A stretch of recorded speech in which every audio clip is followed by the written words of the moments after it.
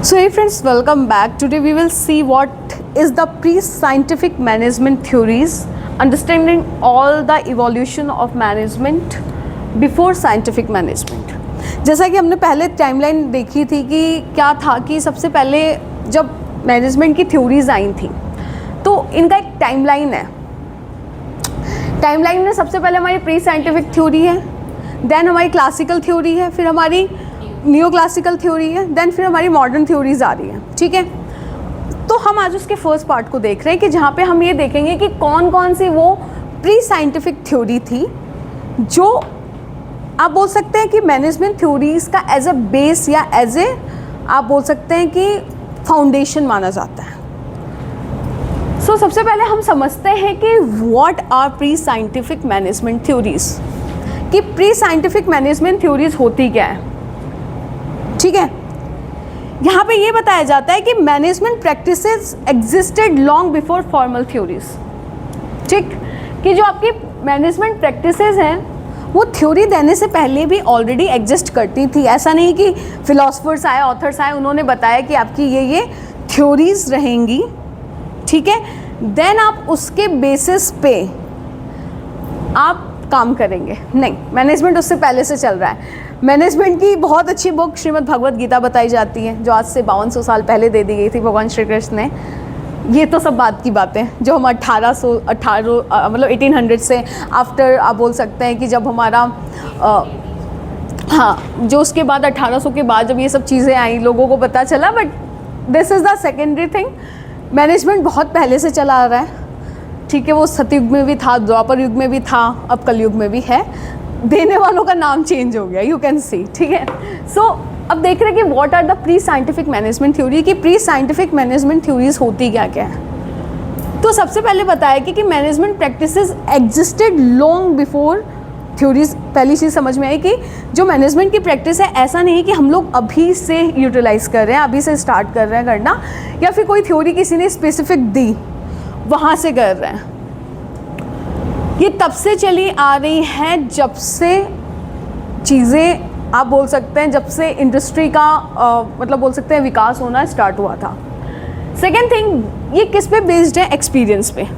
अब जो pre scientific theory आई थी ये लोग मतलब क्या था कि आपका ऑलरेडी आप बोल सकते हैं कि एक्सपीरियंस बेस्ड चीज़ें थी, इंट्यूशंस जो थे कि नहीं चीज़ों ऐसे नहीं ऐसी करनी चाहिए, and trial and error basis पे ये सब चीज़ें आपको पता होनी चाहिए.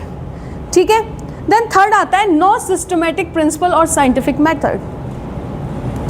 यहाँ पे कोई ऐसा सिस्टमेटिक मेथड नहीं था या फिर कोई भी ऐसा साइंटिफिक मेथड नहीं था जो कि आपको ये कंफर्म कर सके कि ठीक है यदि हम किसी पर्टिकुलर चीज़ को अप्लाई कर रहे हैं तो उसका आउटकम यही या उसका आउटपुट यही होगा. ठीक, देन ये बताता है focus mainly on supervision and authority. ये यहाँ पे क्या हो रहा था कि हम जो प्री साइंटिफिक मैनेजमेंट थ्योरीज आई थी तो इस पे सबसे ज़्यादा ध्यान ही किस पे दिया गया, सुपरविजन पे एंड अथॉरिटी पे. कि मतलब यदि मैं as a supervisor, as a manager, यदि मैं तुम्हें कोई काम दे रही हूँ, ठीक है, यदि मैं तुम्हें कुछ अलोकेट कर रही हूँ तो मैं अपने एक्सपीरियंस, अपने इंट्यूशंस के बेसिस पे या बोल सकते हैं एनालाइज करूँगी या आउटपुट निकालूंगी कि that you are right, you are doing work in a right way और नॉट, और if you not so why. So मेरा वहाँ पे कोई स्पेसिफिक फंडा नहीं लगा दी थी कि नहीं हेनरी फ्योल ने ये बोला है तो इसके अकॉर्डिंग ये चीज़ होगी, या कि एफ.डब्ल्यू. टेलर ने ये चीज़ बताई ये होगा. नहीं, कॉमन सेंस था वहाँ पे, एक्सपीरियंस था उनका, उनकी इंट्यूशंस पावर थी जिसके बेसिस पे वो लोग इन चीज़ों को क्या कर रहे थे, अप्लाई कर रहे थे. देन उन्होंने बोला कि let the foundation for modern management theory, और यहीं से आपकी शुरुआत होती है कि जो मॉडर्न मैनेजमेंट थ्योरीज आई जिसको बाद में हमने क्लासिकल थ्योरी बोला गया, जिसमें हमारे F W. Taylor, Henry Fayol, Max Weber ये सब लोग आए, वो शुरुआत यहीं से होती है. ठीक, अब ये बोलते हैं कि आइडिया क्या है इसके पीछे. तो इसने ये बताया कि management existed as a practice before it's become a science.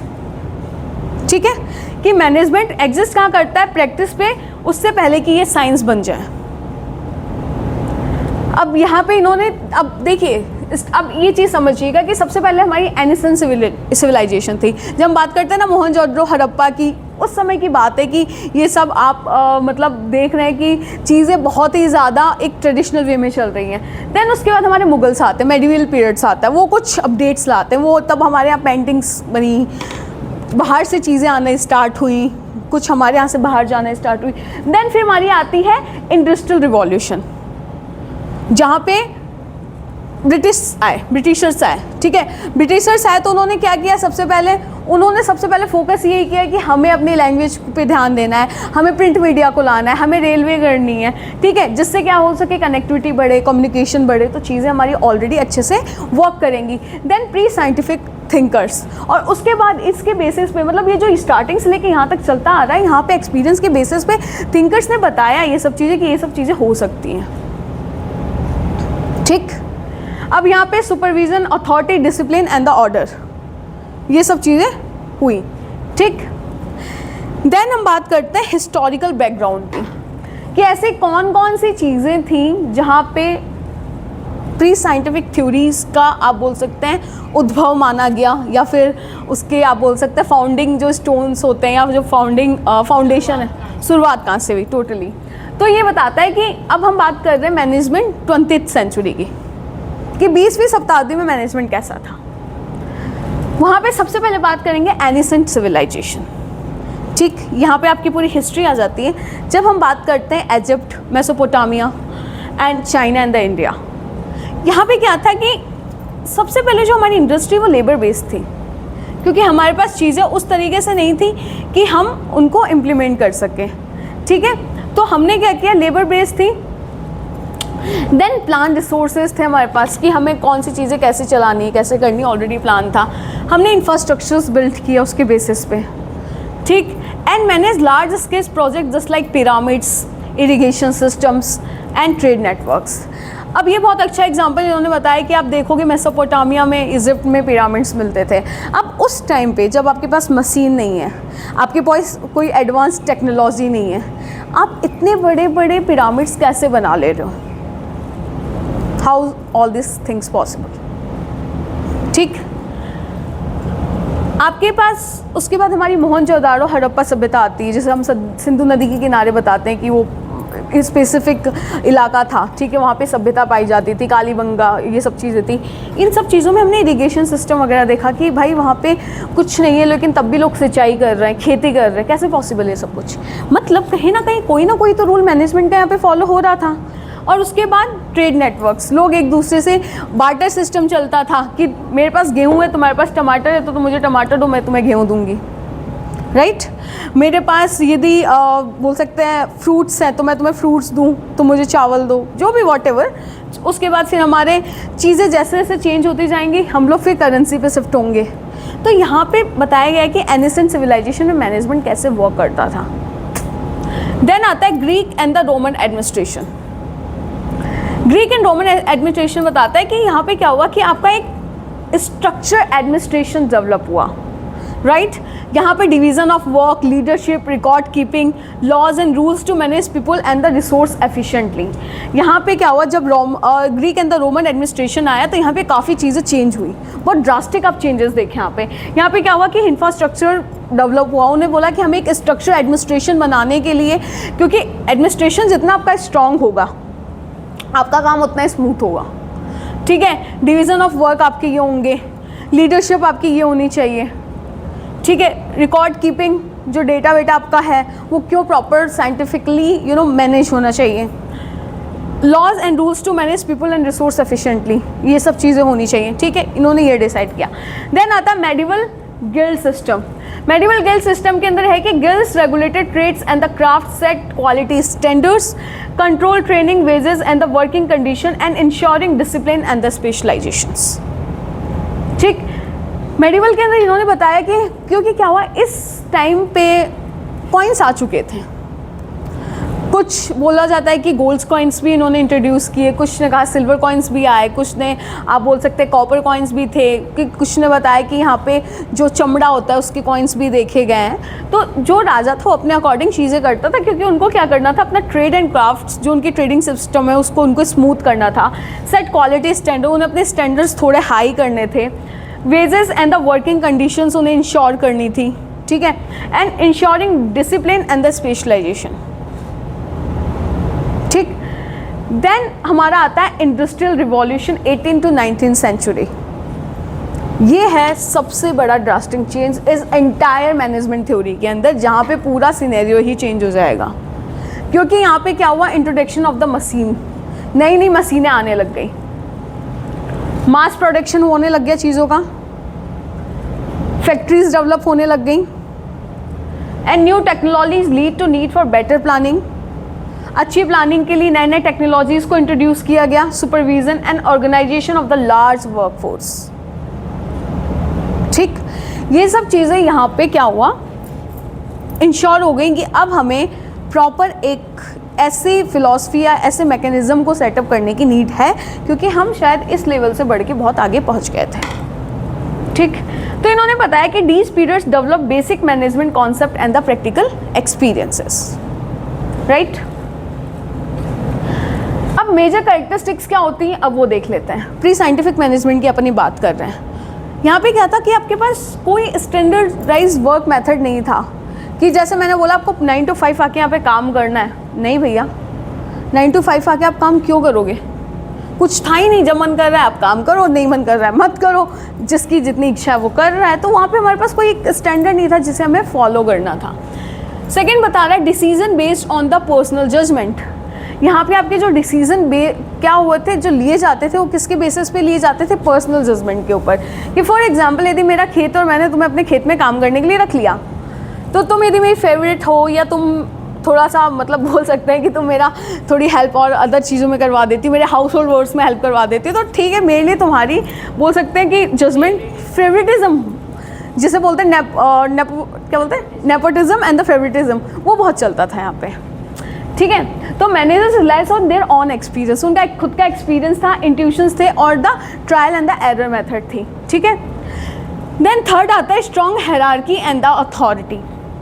ठीक, स्ट्रॉन्ग हायरार्की एंड अथॉरिटी में क्या होता है कि क्लियर चेन ऑफ कमांड। यहाँ पे आपको बताया गया कि आपकी चेन ऑफ कमांड बहुत क्लियर थी and authority concentrated at the top. ठीक है, यहाँ पे अथॉरिटी किसके पास थी, टॉप लेवल के पास थी। मतलब for example if I am owner of this particular land, तो मेरे पास सारी पावर है, मैं किसी को कहीं भी बोलूँ कि तुम यहाँ काम करोगे तो तुम यहाँ करोगे, तुम यहाँ करो, एग्जैक्ट।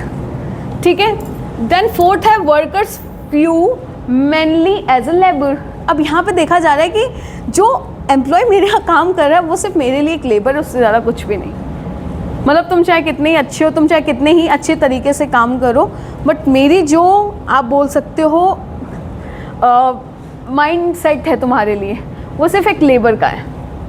ठीक है, यहाँ पे मतलब मैं इतना मान रही हूँ कि तुम सिर्फ एज अ लेबर मेरे लिए काम करती हो, उसके अलावा कुछ नहीं।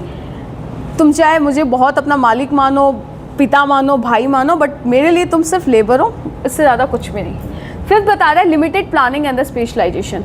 अब क्या था, जब कोई स्ट्रक्चर तरीका ही नहीं था काम करने का, जब हमें पता है हमें काम ऐसे कुछ भी करके देना है, घास काटनी है, तो ना तो हम कोई प्लानिंग करते थे और ना ही हमें किसी एक्सपर्ट की ज़रूरत होती थी। यदि मेरे यहाँ काम करने वाली बाई यदि खेत में कर सकती है काम, तो मैं उससे अपना काम भी करवा लूँगी और अपने खेत में जुतवा लूँगी। मेरे लिए कोई मुझे एक्सपर्ट की ज़रूरत नहीं है। देन ये बताता है 6 productivity depends on individual skills. यहाँ पे आपकी जो प्रोडक्टिविटी वो सबकी कहाँ डिफर कर रही थी, इंडिविजुअल स्किल्स पे, कि कैसे चीज़ें हम लोग बोलते हैं कि सबकी अपनी अपनी जो स्किल्स थी ना। फॉर एग्जांपल यदि कोई एम्प्लॉय उसे 8 घंटे काम करना पसंद है, वो रेगुलर 8 घंटे काम कर रहा है, लेकिन यदि कोई 2 घंटे में भी अपना काम ख़त्म कर रहा है, तो हम उसे मतलब ऐसा कोई ऐसा फोर्स आप बोल सकते हैं नहीं था, या कोई ऐसे रेगुलेशंस नहीं थे कि जिसके थ्रू हम वो काम कर रहे हैं, या हम उसको फोर्स करें कि नहीं तुम्हें काम करना ही करना है। ठीक, देन आता है lack of employee motivation and the techniques. Employee की ऐसी कौन कौन सी मोटिवेशन टेक्निक्स थी कि यहाँ पे no scientific method to motivate employees. बिल्कुल मुझे कोई मतलब नहीं था, क्योंकि तुम मेरे लिए एक लेबर हो और लेबर की कोई मेरे लिए ज़्यादा इमेज थी नहीं। तो तुम चाहे कुछ भी करो, मुझे ना तो आपको मोटिवेट करना है, आप आइए, आप अपने अकॉर्डिंग काम करिए और काम करके निकलिए।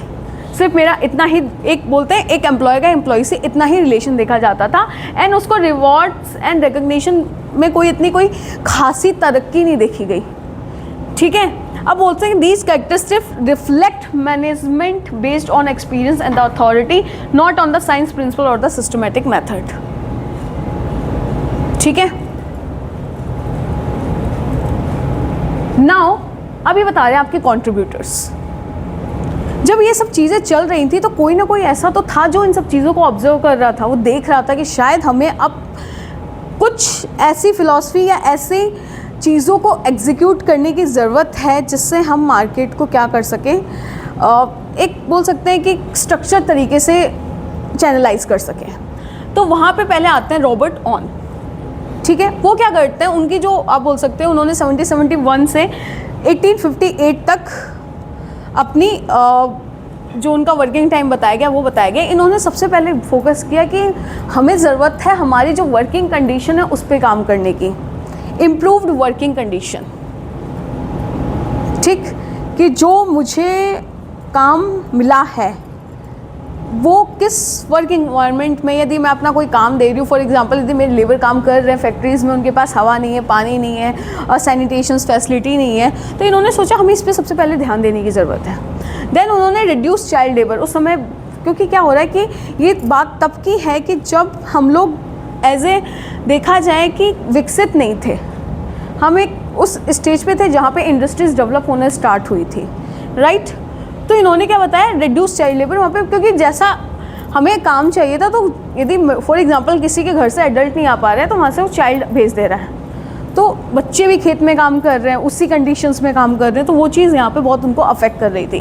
Then focus on the employee welfare, इन्होंने बोला कि अब हमें एम्प्लॉयज़ के वेलफेयर को ध्यान रखने की ज़रूरत है। देन उसके बाद आते हैं आपके चार्ल्स बेबेज बताते हैं 1791 to 1871 that division of labour. भाई आपके यहाँ घर में यदि काम करने वाली कोई लेडी आ रही है या फिर कोई खेत में काम करने वाले कोई एम्प्लॉय या लेबर आ रहे हैं तो हम उससे सारा काम नहीं करवा लेंगे, हमें काम को बांटने की ज़रूरत है। इन्होंने बोला कि हमें जो लेबर है उस चीज़ को बांटने की ज़रूरत है। एंड कॉस्ट रिडक्शन, हमें अपनी कॉस्ट रिड्यूस करनी पड़ेगी, जितना मतलब cost reduction in the sense उस समय हर चीज़ की प्राइस बहुत ज़्यादा होती थी, तो उन्होंने बोला हर चीज़ का एक स्टैंडर्ड होना चाहिए, ऐसा नहीं कुछ भी उठा के तुमने कहीं भी लगा दिया। देन प्रॉफिट शेयरिंग आइडियाज़, कि इन्होंने बताया कि कौन कौन से आइडियाज़ हैं जिनके थ्रू हम लोग चीज़ों को इस तरीके से इम्प्लीमेंट कर सकते हैं, चला सकते हैं।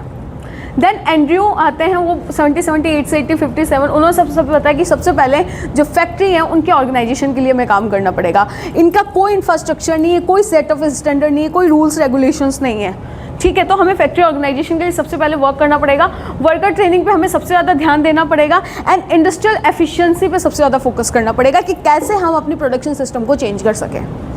तो बेसिकली उन्होंने जो ये थिंकर्स हैं, जो ये फिलोसफर्स हैं, जो ये प्रोपाउंडर्स हैं, इन्होंने एक फाउंडेशन यहाँ पे इस्टेब्लिश करी कि अब हमें उस थ्योरी की, हमें उस सेट ऑफ स्टैंडर्ड्स की, हमें उस बोल सकते हैं बेस की ज़रूरत है, जिसके बेसिस पे हम लोग ह्यूमन सेंटर अप्रोच को लॉन्ग टर्म अप्लाई कर सकें और उससे एक साइंटिफिक बेस्ड मेथड एमर्ज हो, ठीक।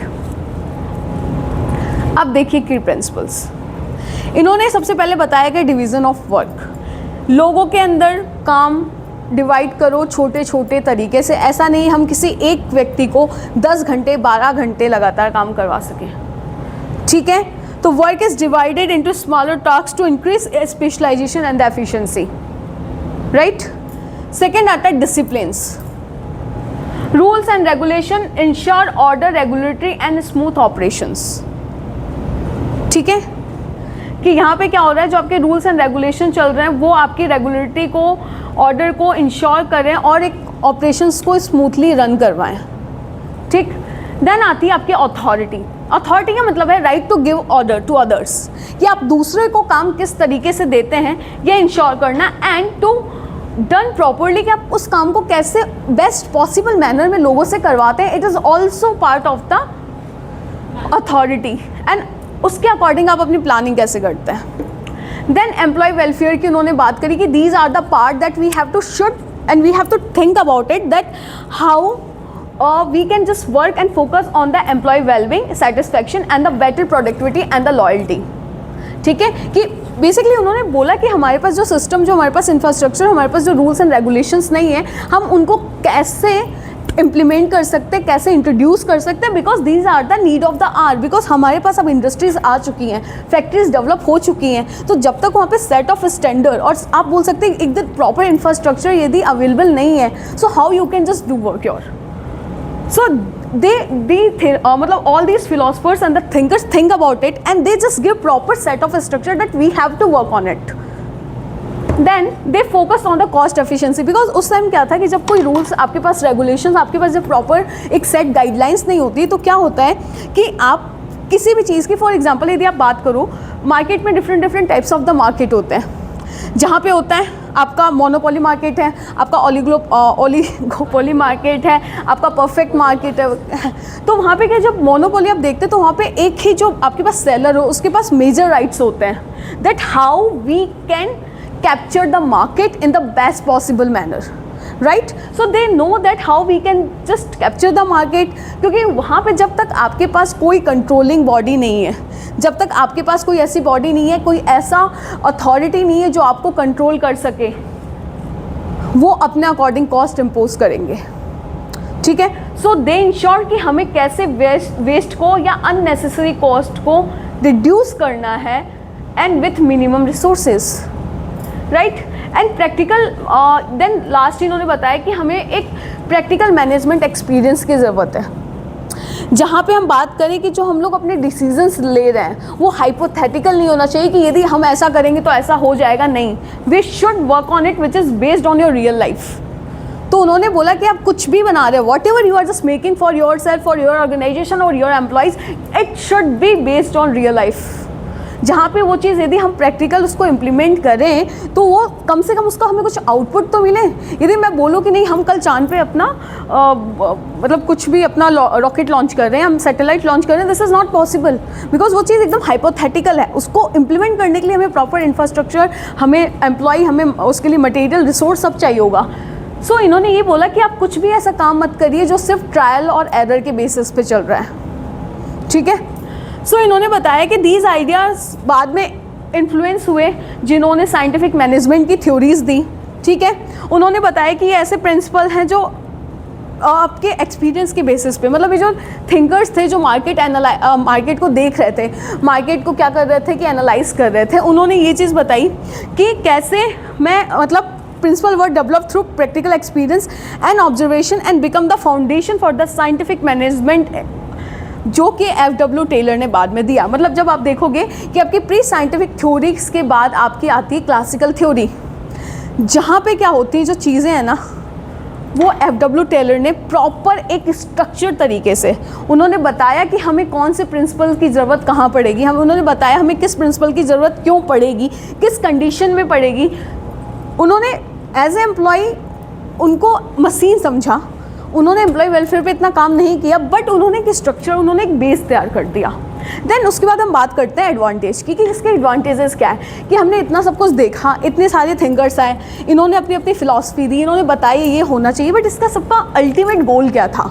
तो उन्होंने ये बताया कि जो ये प्री साइंटिफिक मेथड थे ना, कोई साइंस बेस्ड नहीं थे, जिन्होंने जो अपनी राय, जिसे बोलते हैं राय रखना या ओपिनियन देना, तो इन्होंने सब अपने क्या बेस्ड ऑन एक्सपीरियंस, ठीक है, बेस्ड ऑन आप बोल सकते हैं कि एक्सपीरियंस के बेसिस पे, जो हिट एंड ट्रायल के बेसिस पे, और जो इन्होंने अपने इन्वायरमेंट को ऑब्जर्व किया था उसके बेसिस पे इन्होंने ये 3-4 चीज़ें बता दी कि ठीक है ऐसा ऐसा होता है और हम इस तरीके से अपने ऑर्गेनाइजेशन को रन करवा सकते हैं। सो बेसिकली ये लोग 5 चीज़ें देख रहे हैं यहाँ पे। इंट्रोड्यूस ऑर्गेनाइज मैनेजमेंट प्रैक्टिसेस, ठीक है, ये बता रहे हैं कि कैसे ऑर्गेनाइज मैनेजमेंट प्रैक्टिसेस को इंट्रोड्यूस किया जा सके, क्योंकि यहाँ पे क्या था, जो मैनेजर्स थे या फिर जो भी आपको लीड कर रहा था, उनको ये बताया गया कि आप कैसे चीज़ों को स्ट्रक्चर एंड ऑर्डर वे में रन करवा सकते हो, ठीक।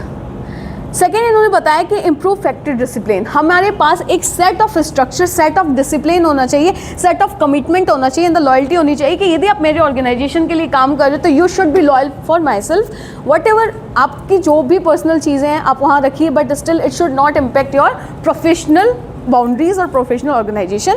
तो उन्होंने बताया कि यदि हम एक प्रॉपर डिसिप्लिन फ्रेमवर्क को फॉलो नहीं कर रहे हैं तो हमारी प्रोडक्टिविटी या हमारी जो आप बोल सकते हैं कि जो प्रॉफिट है या जो हमारा गोल है हम उसको अचीव नहीं कर पाएंगे, ठीक है। तो उन्होंने उसके लिए रूल्स इस्टेब्लिश किए, इन्होंने यहाँ पे लीडर्स इस्टेब्लिश किए कि जो आपको सुपरवाइज करेगा, जो ये देखेगा, जो ये ट्रैक करेगा कि आप जो काम कर रहे हैं वो सही कर रहे हैं या नहीं कर रहे हैं। मतलब you should be responsible for someone else, जो आपको ऑब्जर्व कर रहा है, देन थर्ड आता है रिकॉग्नाइज एम्प्लॉय वेलफेयर। यहाँ पे इन्होंने बोला कि अब हमें एम्प्लॉय वेलफेयर के बारे में भी सोचने की नीड है। क्यों? रीज़न ये है क्योंकि ये बता रहा है कि highlighted importance of better working condition and employee wellbeing.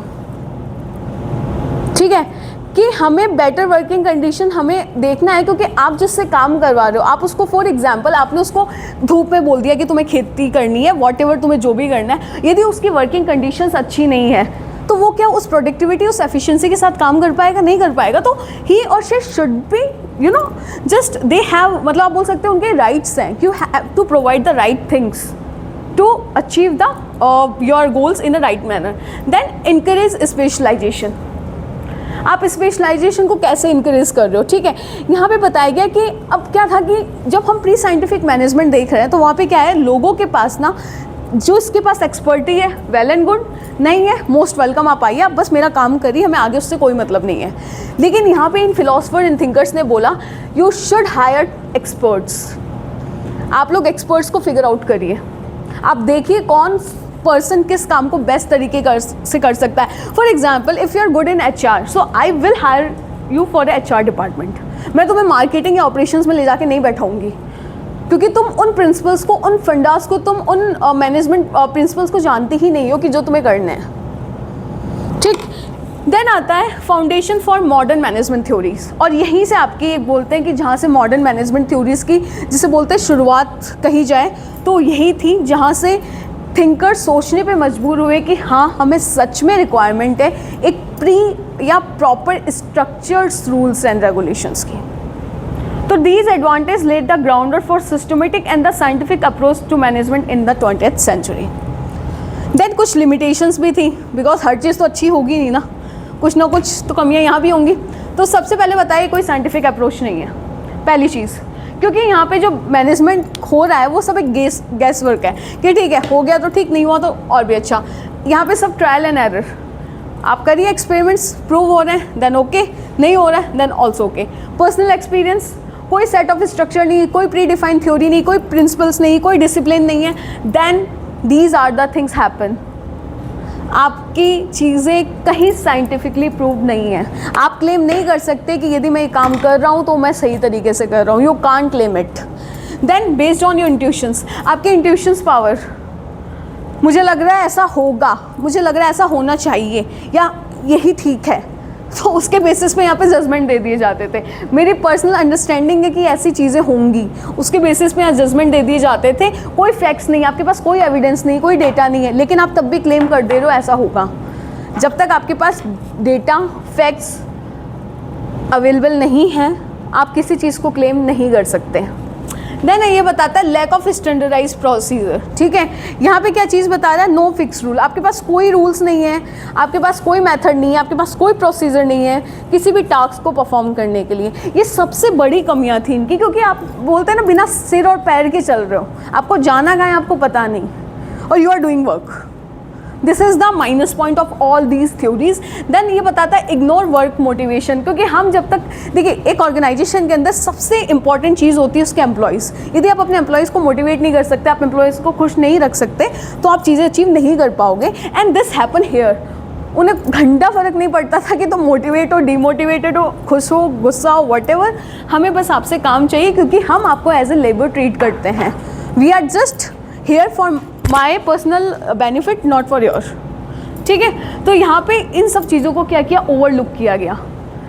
मतलब ये सब चीज़ें ही बेस बनेंगी आने वाली साइंटिफिक थ्योरी की, जहाँ पे क्या होगा, F.W. Taylor, Henry Fayol, Max Weber और एल्टन मायो ह्यूमंस के ऊपर एक्सपेरिमेंट्स करेंगे कि क्या सच में यदि हम ह्यूमंस को इग्नोर करते हैं तो हमारी प्रोडक्टिविटी में कोई डिफरेंस होता है, यदि नहीं करते हैं तो क्या होता है, और यदि करते हैं तो क्या होता है। ये डिफरेंस, ये जो आप बोलते हैं ना चीज़ें यहाँ पर सेग्रीगेट होंगी।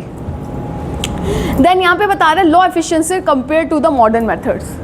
ठीक है, कि यहाँ पे क्या हो रहा था, प्लानिंग आपकी थी नहीं, कोऑर्डिनेशन था नहीं, आपको साइंटिफिक मेथड्स, कोई प्रोसीजर, कोई डिसिप्लिन आपके पास था नहीं, उसके बाद आप क्लेम कर रहे हो कि चीज़ें मेरी इतनी अप्रोप्रिएट चलेंगी, पॉसिबल ही नहीं है।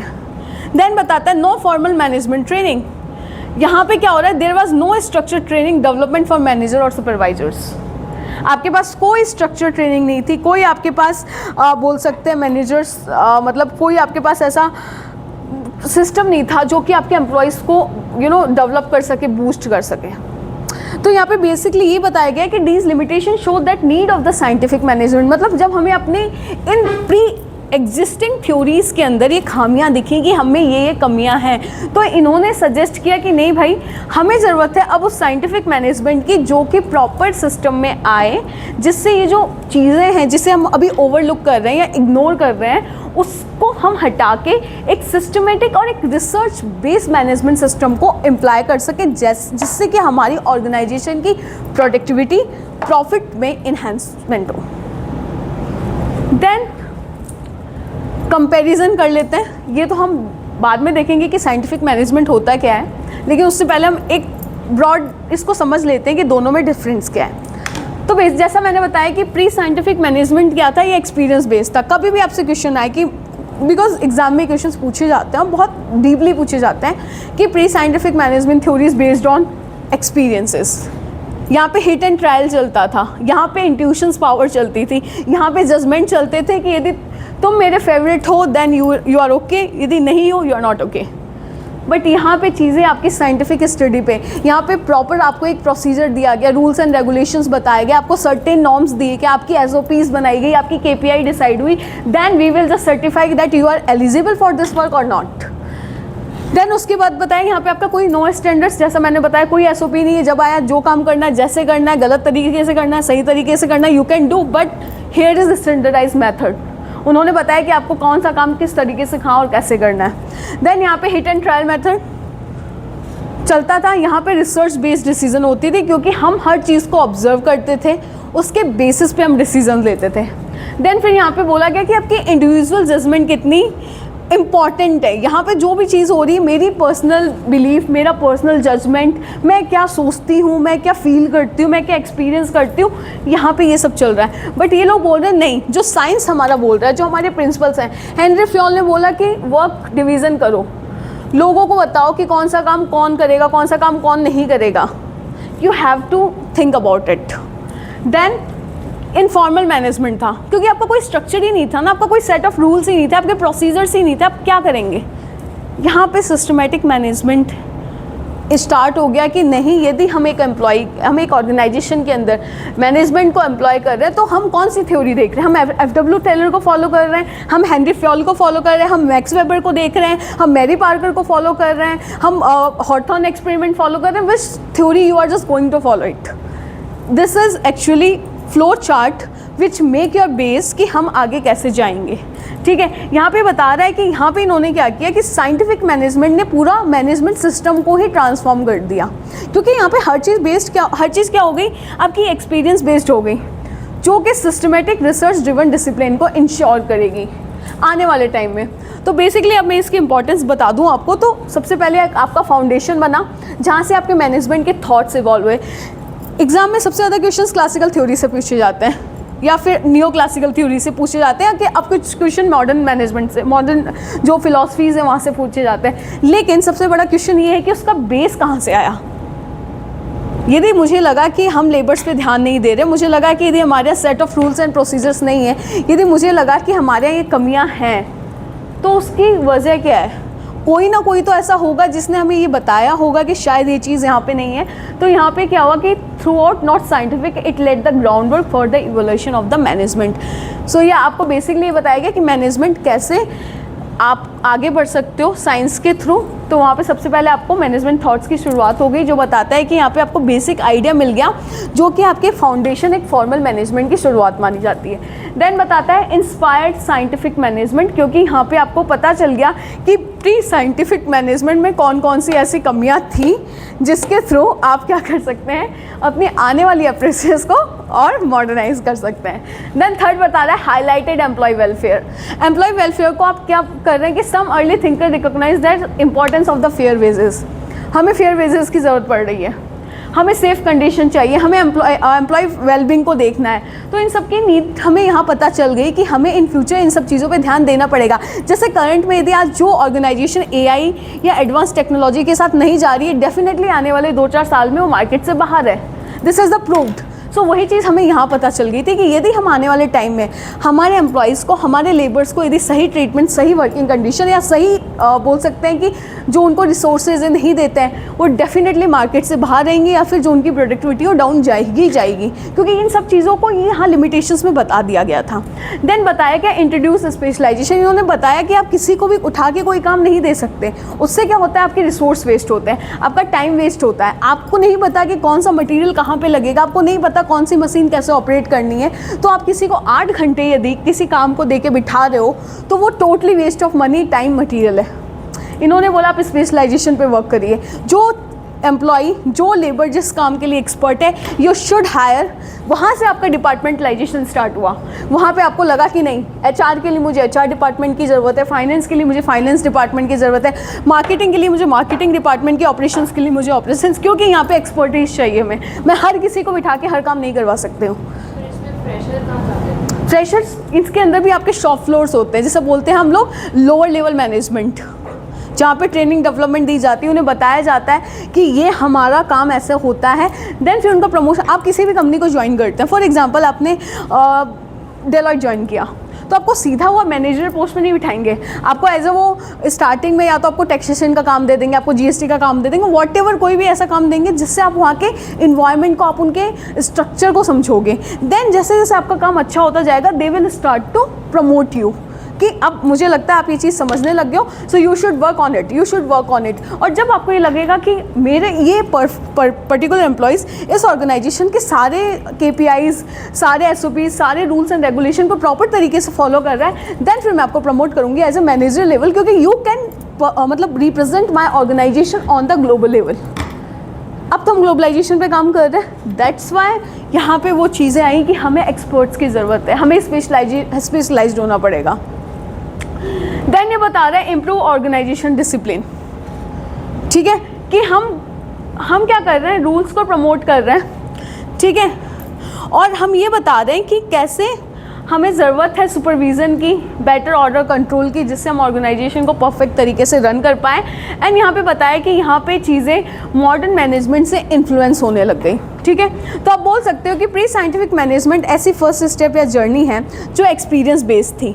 यहाँ पे चीज़ें अपने आप इंट्यूशंस के बेस पे, एक्सपीरियंस के बेस पे, आपके पर्सपेक्टिव के बेस पे, आपके हॉलो इफेक्ट के बेस पे चल रही थी, बट दे फेल्ट कि this is not a right approach, we should go with the scientific way. That's why यहाँ पे यदि मैं कंक्लूजन की बात करूँ तो यहाँ पे सीधी सी प्री जो साइंटिफिक मैनेजमेंट है वो मूव ऑन होता है साइंटिफिक मैनेजमेंट पे, क्योंकि उन्हें लगता है कि हमें अथॉरिटी, स्पेशलाइजेशन, सुपरविज़न और एम्प्लॉय वेलफेयर को ज़रूरत है इस तरीके से इवोल्यूएट करने की जिससे कि हम अपने ऑर्गेनाइजेशन का मैक्सिमम या बहुत अच्छे तरीके से डेवलपमेंट कर सकें। और यहाँ से FW टेलर ने अपना प्रिंसिपल देना स्टार्ट किया। उन्होंने बताया कि हमें 5 ऐसी प्रिंसिपल हैं जो एक ऑर्गेनाइजेशन को फॉलो करने चाहिए जिससे कि वो अपना लेवल अप कर सकता है। तो यदि मैं लास्ट कंक्लूजन बताऊं कि तो जो प्री साइंटिफिक मैनेजमेंट है वो क्या रिप्रेजेंट करता है, early stage of management development, क्योंकि यहाँ पे क्या है कि ये इंट्रोड्यूस कर रहा है एसेंशियल कॉन्सेप्ट को, जैसे कि authority, specialisation, supervision, employee welfare. और यहाँ पे जो आइडियाज़ हैं ये FW टेलर ने साइंटिफिक मैनेजमेंट के थ्रू बताया, क्योंकि उन्हें लगा कि हमें ऑर्गेनाइजेशन के अंदर एक सिस्टमेटिक डिसिप्लिन की ज़रूरत है। So this is the ending of this chapter. I hope कुछ वर्थफुल रहा। Then we will see what are the classical theories, जहाँ पे हम लोग प्रॉपर देखेंगे कि हेनरी फ्योल ने क्या बताया, FW टेलर ने क्या बताया, मैक्स वेबर ने क्या बताया, क्योंकि यहाँ पे अभी मतलब मैनेजमेंट को आप डिफरेंट थिंकर अपने डिफरेंट तरीके से एक्सप्लेन करेंगे। So let's see in next class. Thank you. इसमें एक क्वेश्चन है मेरा, एक हमने इसकी लिमिटेशन भी बताया कि इट लैक स्टैंडर्ड प्रोसीजर और ignored work motivation, worker motivation, और इसके एडवांटेज में हमने बताया रिकॉग्नाइज्ड एम्प्लॉय वेलफेयर और एनकरेज्ड स्पेशलाइजेशन।